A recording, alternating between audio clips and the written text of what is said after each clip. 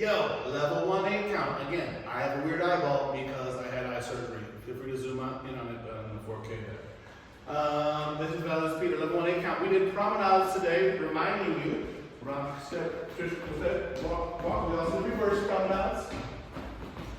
And we also did yo-yo. And we also did reverse yo-yo. The big thing we talked about were actually the little connection points. So instead of being here on my follower's back, when I put my follower in front of me, I'm here, kind of on the corner of the back there. It makes it much easier to give some of this direction, but also gives us some extra space between us. Followers are not grabbing up here, no matter how tall you are, you're letting the gravity just hang, and you fit where you fit. If you were a lot shorter, for example, you might fit there. That's all good. But we want to have that space between us. So followers are being held, leaders are holding them in this different way. That made a big difference today. And then we worked on the stretch. Stretchy, and we worked on the squeezy. Squeezy.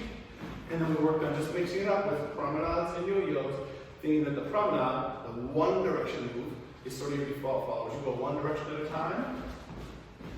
And if you try for that promenade, someone can catch you and you get that nice feeling. If you try for the reverse promenade, just keep going one direction, someone can catch you and you get that squeezy feeling. We mess around with that a whole bunch, and here's a little practice step if you need it.